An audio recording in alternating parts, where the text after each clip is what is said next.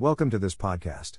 This is a portion of enjoyment from the Holy Word for Morning Revival for today, Week 4, Day 2, on the topic of the enjoyment of Christ and our growth in life unto maturity, 2023 Thanksgiving Blending Conference. The title of this portion of enjoyment is Seeing a Complete Picture of the Proper Experience of Christ as Seen in Colossians. We hope you enjoy the Lord while listening to this portion, and we welcome your comments with what you have enjoyed. In the book of Colossians, there are a number of important phrases that point to our experience of Christ. As we read and pray over this book, we will have a complete picture of the proper experience of Christ. In this book we see that Christ is in us, we are full grown in Christ, we walk in Him, we are according to Christ, we are made alive together with Him, we died with Christ, we are holding the head, out from the head we receive the supply, and we grow with the growth of God. In the book of Colossians, we see that Christ is the allotted portion of the saints, He is the reality of the good land, and He has been allotted to us for our enjoyment and experience today, Colossians 1:12. God qualified each one of us, the believers in Christ, to have a share in the allotted portion of Christ, the reality of the good land. The allotted portion makes reference to what we see in the Old Testament, the allotted portion given to the people of Israel as they took over the good land. Even before Israel entered into Canaan, God promised the good land to Abraham and to his descendants, to him and to the generations that followed after him. Even though Abraham went to Egypt, and later Joseph and the others also went to Egypt, God brought them out of Egypt and into the good land, for He wants His people to enjoy their allotted portion of the good land. Throughout the Old Testament we see that, even though the people of Israel were rebellious against God and forsook Him as the fountain of living waters, therefore being taken into captivity by the nations God allowed to come in and conquer them, they always returned to and wanted to come back to the land. The good land of Canaan is an all-inclusive type of Christ. Christ as the Spirit is the reality of the good land. The blessing of Abraham, the promised blessing of Abraham, is today fulfilled in and by the Spirit, Galatians 3:14, for the Spirit is all-inclusive, bountiful, and rich to apply to us all that the all-inclusive Christ is and has. What we believers in Christ enjoy and receive today is not a portion of a physical land, it is the all-inclusive Christ. He is the image of God, the firstborn of the dead, having the preeminence in both the old creation and the new creation, and He is the head of the body, the church. This Christ who is all-inclusive and extensive now lives in us to be our hope of glory. He is the reality of all the positive things, the body of all the shadows, and He is everything to us for our enjoyment. We simply need to exercise our spirit and enjoy Christ, experience Christ, grow in Christ, walk in Christ, and be one with Christ, even become Christ for His corporate expression. He is our satisfaction and enjoyment. He is our real food and drink. He is even the reality of the air that we breathe. Christ is the reality of all the positive things and the reality of all our needs. A complete picture of the proper experience of Christ is seen in Colossians. In the book of Colossians, we see an amazing vision of the all-inclusive Christ and, in particular, by the expressions that Paul uses when speaking of our experience of Christ, we see a complete picture of the proper experience of Christ that we as believers can and should have. Paul does not only speak of Christ being the firstborn from the dead but even more, he says that Christ is in us, Colossians 1:27. We can be full grown in Christ, v. 28, we can walk in Him, 2-6, we can be according to Christ, v. 8, we are made alive together with Him, v. 13. We died with Christ, v. 20, we are holding the head, v. 19, out from Him we receive something, v. 19, and we grow with the growth of God, v. 19. These are not things that have nothing to do with us, they all indicate our proper experience of Christ in our Christian life. The best way to understand and apprehend these matters is to take these verses and pray over them, making them our prayer, and asking the Lord to make them real to us in our experience. God has allotted the all-inclusive Christ to us to be our portion, and we can partake of Him by exercising our spirit to fellowship with Him, pray, read and pray over His Word, and open to Him in our daily experience so that He may make this Christ real to us and work Him into our being. Christ in you, Colossians 1:27. The first thing we need to see as part of the complete picture of the proper experience of Christ seen in Colossians is that Christ is in us. Christ in you, the hope of glory. Amen. Christ is not only in the heavens but in us. This is a cause of great joy, for He is now right within us, in our spirit. We are joined to the Lord as one Spirit, and the Lord Jesus as the life-giving Spirit is now within us, in our spirit, 1 Corinthians 6:17, 2 Tim 4:22. The riches of the glory of this mystery among the Gentiles is that Christ is in us. The Christ who is in us is the extensive, immeasurable, unsearchable one. Full grown in Christ, Colossians 1:28. Not only is Christ in us, but He is growing in us and we are becoming full grown in Christ, Colossians 1:28. All genuine believers in Christ have Christ in them, but not all of them are full grown in Christ. There must be a strong aspiration in all of us to cooperate with the Lord these days so that Christ may grow in us and we would be full grown in Christ. Our daily life is very meaningful and significant, for in the daily experiences of our daily life we can gain more of Christ, grow more in Christ, and grow with the growth of God. We should not think that, since we're just doing our daily job at the office and not much is happening, God may not be growing in us. Rather, even in these situations, we need to open to Him and let Him grow in us.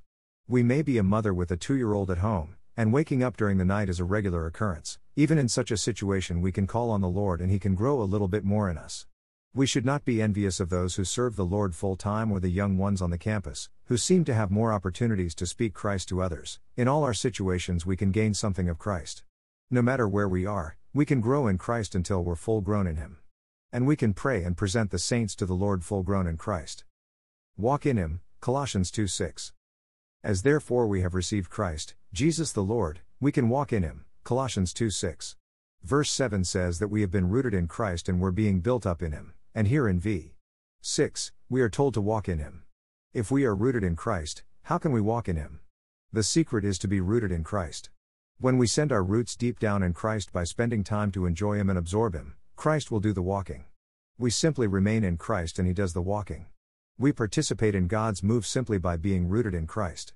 We may be going to the office and doing our job before the Lord, and as we do this, we send our roots deep down in the Lord. As we're rooted in Him, we participate in God's move, for we walk in Him. Our job is to remain rooted in Him. When we're rooted in Him, His walking becomes our walking. Walking in the Lord is not something that we do out of our own energy or effort, it is Christ who walks and moves, and we are one with Him. We simply need to join ourselves to Him, be one with Him, and enjoy Him.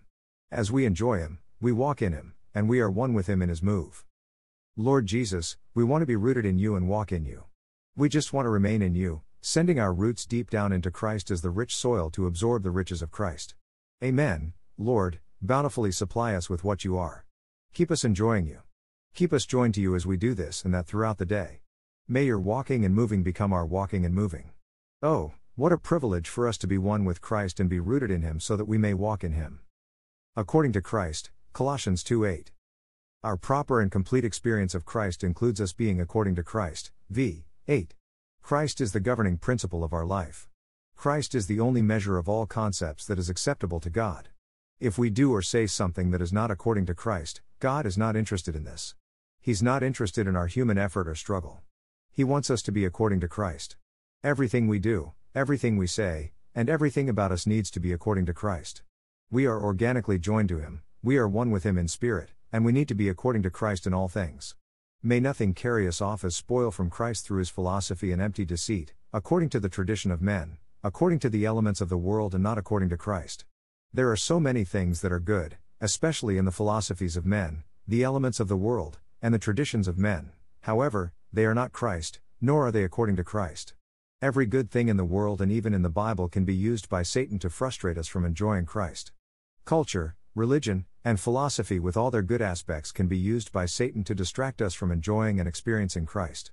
May we come back to Christ and enjoy Him and do all things according to Him in our spirit. Made alive with Him, Colossians 2:13. God made us alive with Christ. In His resurrection, not only was Christ made alive but we, the believers in Christ, were also made alive together with Him, Colossians 2:13. This is quite amazing. Jesus Christ did not just do a great work, live, die, and resurrect 2,000 years ago. We were in Him and with Him, for He made Himself one with us and made us one with Him. We were dead in sins and offenses, in the uncircumcision of our flesh, but God made us alive together with Christ. He forgave all our offenses and raised us with Christ. Hallelujah, we are together with Christ, Christ is together with us, and we were made alive together with Christ. Died with Christ, Colossians 2:20. We have died with Christ from the elements of the world, Colossians 2:20. Therefore, we should no longer subject ourselves to ordinances, even as we live in the world. In other words, since we have died together with Christ, we are no longer subject to ordinances, nor are we subject to the elements of the world. These ordinances and elements of the world refer to anything such as ordinances, routines, practices, and methods that replace Christ. We may come into the church life and give up all the traditions and elements of the world, but then in the church life we may pick up some methods, practices, and ordinances, and these replace Christ in our being. If we only pick up some elements and ordinances but miss Christ, we are deprived of the enjoyment of Christ. Why would we allow other things to come in to replace Christ? We need to be rescued from human concepts and ingenuity, improved methods, organization, strategies, and practices that we may hear about or apply in the church life, which replace Christ. There should be no ordinances or traditions in the church life, there should be just prayer and ministering to the Lord, as the brothers did in Acts 13:1. Because we are desperate to know the Lord's will, we may even fast and pray, for we want the Holy Spirit to speak to us. May the Lord shine on any ordinance, practice, or element of the world that has crept into our being and in the church life to replace Christ, and may we realize that we died with Christ and now we should just live Christ. Thank you, Lord, we have died with Christ and we are no longer subject to ordinances and the elements of the world. Hallelujah, we have died with Christ and now we live in Christ, by Christ, and for Christ. Shine on us, dear Lord, to expose any ordinance, practice, or method that has crept in and is replacing you in our being or in the church life. Shine on any method, organization, or strategy that replaces you in our being. Keep us in fellowship and prayer before you, ministering to the Lord both personally and corporately, so that we may have the fresh speaking of God and the instant leading from the Spirit. Amen. Lord, we want to have a proper experience of Christ and have nothing replace Him. Holding the head, Colossians 2:19. Colossians 2:19 speaks of holding the head, Christ. May no one defraud us by judging us unworthy of our prize, which is Christ. v. 18. May we rather hold to Christ as the head and enjoy the rich supply coming from Him.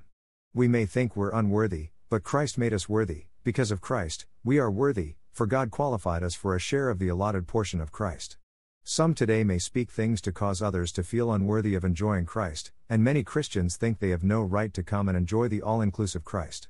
But according to the Lord's estimation, He desires for us very much to come forward to the throne of grace so that we may enjoy the all-inclusive Christ and be one with Him, even to do all things according to Him. We are joined to the Lord as the head. May no one come in with the pretense of false humility to defraud us from enjoying Christ. There is no mediator between us and Christ, we have direct access to God. We are joined to Christ, and He is our head, we hold Him as the head and enjoy the rich supply coming from Him. Out from whom all the body grows with the growth of God, Colossians 2:19. Out of Christ, the head, all the body comes out, is richly supplied, and grows with the growth of God by the operation in the measure of each one part and by the rich supply of Christ, Colossians 2:19. As we hold to Christ as the head, out from Him we receive the supply and the growth, and the whole body grows with the growth of God. All these subjective experiences of Christ revealed in the book of Colossians give us a clear picture of the proper experience of Christ that we as Christians should have. Christ is not objective to us, He is very subjective to us. He went through a process to become the Spirit to come into our spirit, and now we have Christ in us, walk in Him, are according to Christ, are made alive together with Him, died with Christ, hold the head, receive the supply from Him, grow with the growth of God, and will be full grown in Christ. Hallelujah! Christ is in us and we are in Christ. We live in Christ, walk in Christ, move in Christ, and have our being in Christ. We are not according to ethics, philosophies, culture, or religion, we are according to Christ. We deal with one another not according to any ordinance or method but according to Christ. Christ is everything to us and we are in Him, doing all things in Him and one with Him. Hallelujah! Lord Jesus, we want to have a proper experience of Christ as portrayed in the book of Colossians. Thank You for being in us and for putting us in Christ. Hallelujah! We can enjoy, eat, drink, and breathe in Christ as the life-giving Spirit who has become our life and life supply. Amen. Lord, we want to live in Christ, walk in Christ, move in Christ, and have our whole being in Christ. We do not want to live and walk according to philosophy, ethics, culture, or religion, but according to Christ. We open to You. We want to remain in You as You remain in us. We hold You as the head and receive the rich supply from You so that we may grow with the growth of God. Amen. Lord, keep us enjoying You so that we may grow in life unto maturity.